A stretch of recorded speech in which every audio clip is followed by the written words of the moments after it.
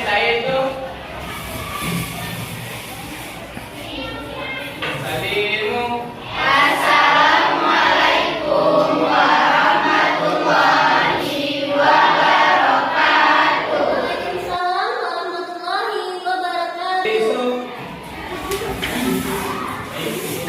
Kepada ketua kelas, alangkah baiknya sebelum kita mulai pembelajaran kita, hendaknya kita berdoa dulu kepada ketua kelas yang akan memimpin doa di awal pembelajaran kita.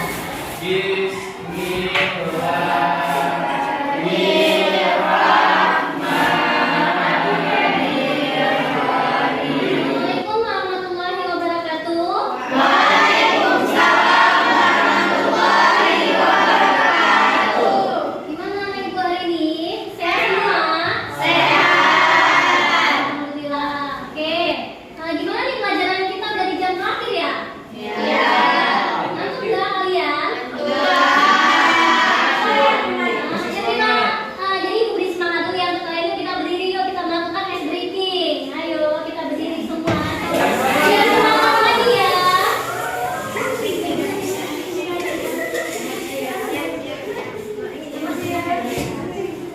Oke, ikutin ibu ya. Siang, siang, semakin siang makin semangat.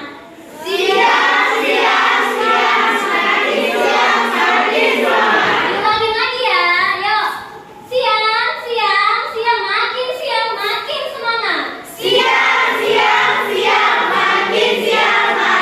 semangat. Jalan dulu. Udah semangat semua? Ngantuk ya? Oke, sekarang ibu absen ya.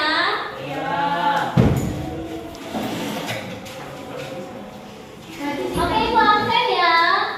Ada yang nggak masuk hari ini? Semua hadir ya? Ada 21 orang ya, 21 siswa. Hadir semua? Oke, kalau hadir berarti si ibu tinggal menandakan semua ya. Yes.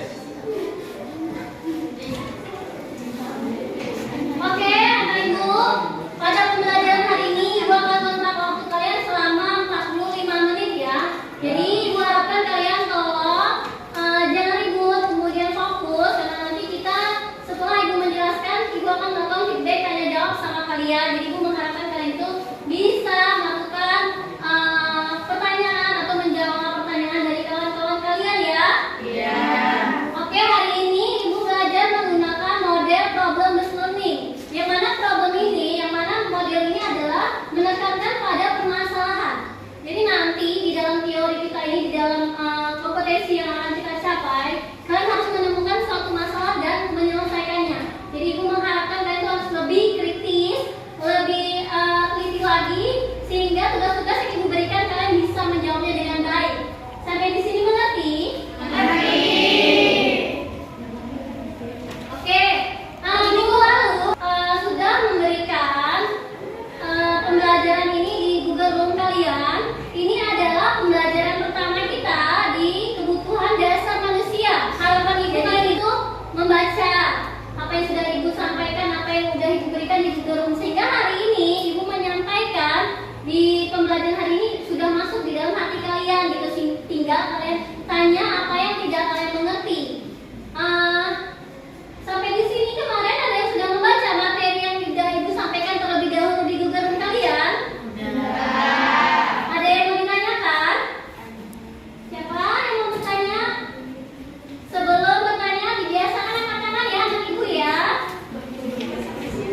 Saya ingin bertanya, kebutuhan dasar manusia menurut fisiologis untuk pasien di rumah sakit, kebutuhan apa yang Oke, Novi bertanya, bagaimana sih kebutuhan dasar manusia berkaitan dengan fisik yang ada di rumah sakit pada pasien di rumah sakit? Dari kawan-kawan di sini dan anak ibu ada yang mau menjawab? Saya ingin menjawab pertanyaan yang ditanya. Kebutuhan fisiologi meliputi oksigen, cairan, nutrisi, eliminasi, istirahat, tidur, terbebas dari rasa nyeri, pengaturan suhu tubuh, seksual, dan lain sebagainya. Baik sekali ya jawaban dari Rani terkait soal kebutuhan dasar manusia berdasarkan fisik untuk pasien di rumah sakit. Yaitu yang pertama, apa Nana?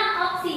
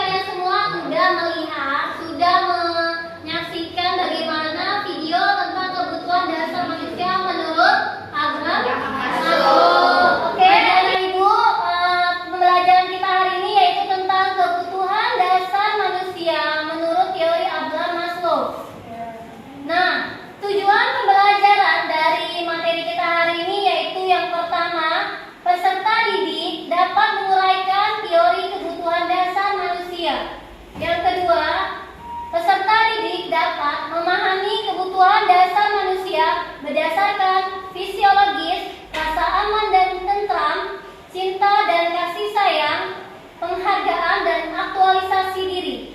Kemudian yang ketiga yaitu peserta didik dapat menganalisis faktor yang mempengaruhi kebutuhan dasar manusia. Nah, ini adalah tujuan pembelajaran Ibu. Jadi Ibu mengharapkan anak Ibu dapat semua dari tujuan pembelajaran ini. Poin akan dibaca oleh Novi. Silakan Novi membaca poin.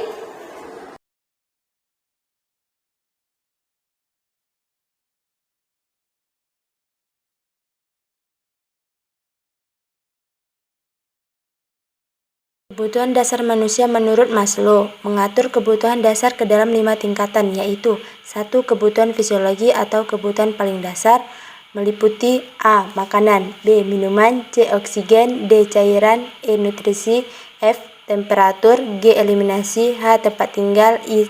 Istirahat, J. Seksual. 2. Kebutuhan keselamatan dan rasa aman. A. Keselamatan fisik, keadaan mengurangi atau mengeluarkan ancaman pada tubuh atau kehidupan, misalnya penyakit, kecelakaan, bahaya, pemanjangan terhadap lingkungan. B. Keselamatan psikologis, ancaman terhadap pengalaman baru atau yang tidak dikenal, misalnya mahasiswa yang berada di lingkungan baru merasa terancam dalam beradaptasi dengan pelajarannya atau sosialisasi dan lain-lain. 3. Kebutuhan cinta dan rasa memiliki biasanya meningkat setelah terpenuhi. Kebutuhan fisiologis dan keselamatan terpenuhi bila individu merasa aman dan selamat. Mereka mempunyai waktu dan energi untuk mencari cinta dan rasa memiliki, memberikan dan menerima cinta dan berkasih sayang, membutuhkan teman hidup dan bergaul, membutuhkan hubungan interpersonal dan kasih sayang, membutuhkan peran yang memuaskan, membutuhkan perlakuan yang harus, membutuhkan kebersamaan, membutuhkan pergaulan yang intim. Kebutuhan penghargaan dan harga diri. Kebutuhan harga diri berhubungan dengan keinginan terhadap kekuatan, pencapaian, rasa cukup, kompetensi, rasa percaya diri, kemerdekaan. Menghargai diri sendiri, menghargai orang lain, menghargai oleh orang lain, kebebasan yang mandiri, dikenal dan diakui, penghargaan. Manusia juga membutuhkan penghargaan dan apresiasi dari orang lain. Bila terpenuhi, seseorang merasa percaya diri dan berguna. Bila tidak terpenuhi, seseorang merasa tidak berdaya dan rendah diri. 5. Kebutuhan aktualisasi diri merupakan tingkat kebutuhan yang paling tinggi dalam hierarki kebutuhan dasar manusia menurut Maslow. Pada saat manusia sudah memenuhi seluruh kebutuhan pada semua tingkatan yang lebih rendah, melalui aktualisasi diri dikatakan bahwa mereka mencapai potensi yang paling maksimal. Manusia yang teraktualisasi dirinya memiliki kepribadian multidimensi yang matang, sering mampu mengasumsi dan menyelesaikan tugas dengan banyak, dan mencapai pemenuhan kepuasan dari pekerjaan yang dikerjakan dengan baik. Yang mempengaruhi kebutuhan dasar manusia, adanya penyakit dalam tubuh dapat menyebabkan perubahan pemenuhan kebutuhan, baik secara fisiologis maupun psikologis, karena beberapa fungsi organ tubuh memerlukan pemenuhan kebutuhan lebih besar dari biasanya. Hubungan keluarga yang baik dapat meningkatkan pemenuhan kebutuhan dasar karena adanya saling percaya, merasakan kesenangan hidup, tidak ada rasa curiga, dan lain-lain. Konsep diri manusia memiliki peran dalam pemenuhan kebutuhan dasar. Konsep diri yang positif memberikan makna dan kebutuhan bagi seseorang. Konsep diri yang sehat menghasilkan peran positif terhadap diri. Tahap perkembangan. Sejalan dengan meningkatnya usia, manusia mengalami perkembangan. Setiap tahap perkembangan tersebut memiliki kebutuhan yang berbeda, baik kebutuhan biologis, fisiologis, sosial, maupun spiritual. Ini ada piramida, yang mana di sini yang pertama ada apa, Nak? Fisiologis. Nah, kebutuhan dasar manusia menurut fisiologis apa?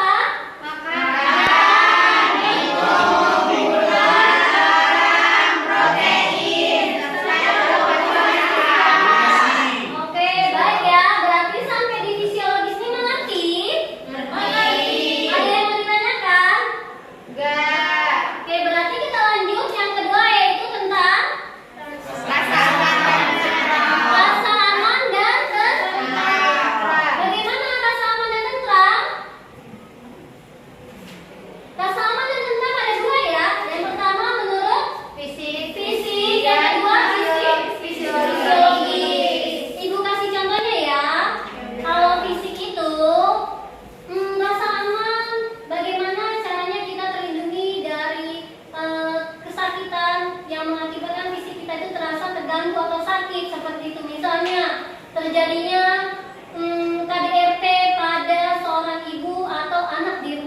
lansia. Nah, bagaimana sih untuk kita melindunginya ya, supaya tidak terjadi itu kepada people tersebut?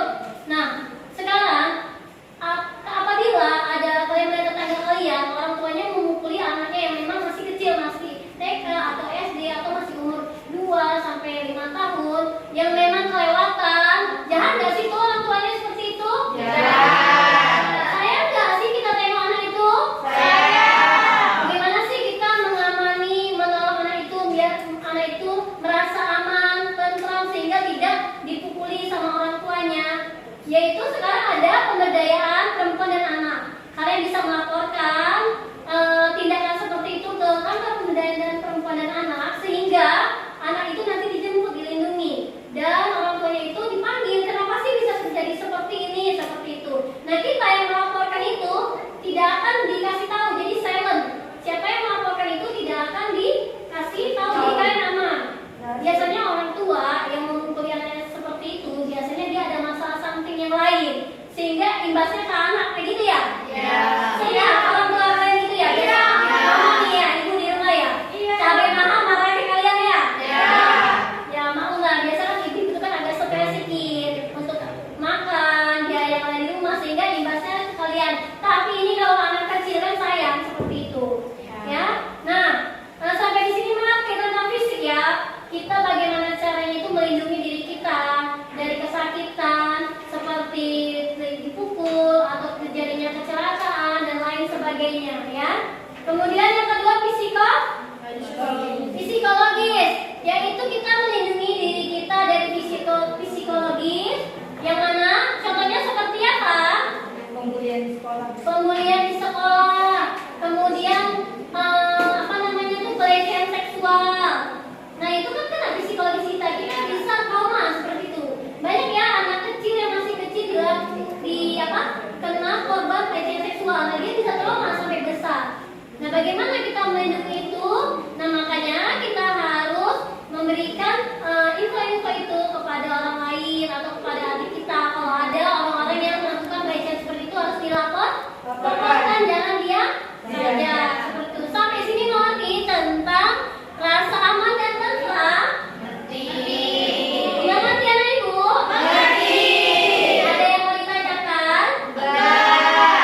Oke, kemudian yang ketiga, kebutuhan dasar manusia. Yang ketiga apa, Nak? Cinta dan kasih sayang. Jadi seseorang itu ingin mencintai dan dicintai. Kemudian memiliki hubungan intim. Kemudian lebih fokus menempuh keluarga ya. Oke, kemudian kebutuhan dasar manusia yang keempat apa, Nak? Dan itu apa? Menghargai orang lain dan dihargai. Yang kelima yaitu apa?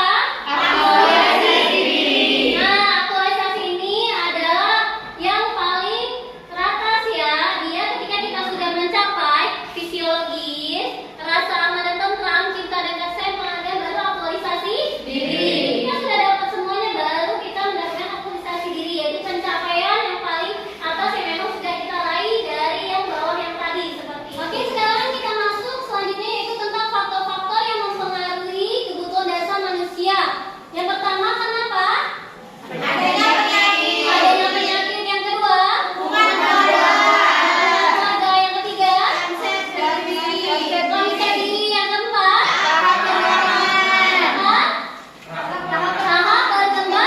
tahap perkembangan. Saya mempengaruhi manusia yang empat tadi. Ada yang mau ditanyakan? Ayo, siapa yang mau bertanya? Saya mau bertanya, Bu. Jadi kan faktor pemenuhan kebutuhan dasar ini ada 4. Salah satunya tahap perkembangan. Jadi yang saya tanyakan, apakah masa lansia mempengaruhi faktor tersebut? Baik ya, tadi pertanyaan dari Sarah. Di antara kalian ada yang mau menjawab pertanyaan dari Sarah tadi? Oke, nah Ibu, kalau kalian tidak ada yang bisa menjawab, Ibu akan menjawab pertanyaan dari Sarah. Oke, jadi tadi kawan kalian bertanya tentang tahap perkembangan, ada nggak tentang lansia ya? Tentang lansia itu mempengaruhi, gimana sih yang mempengaruhi tentang faktor perkembangan tentang lansia tersebut? Nah, jadi faktor tumbuh kembang pada lansia, baik itu dari masa bayi, balita,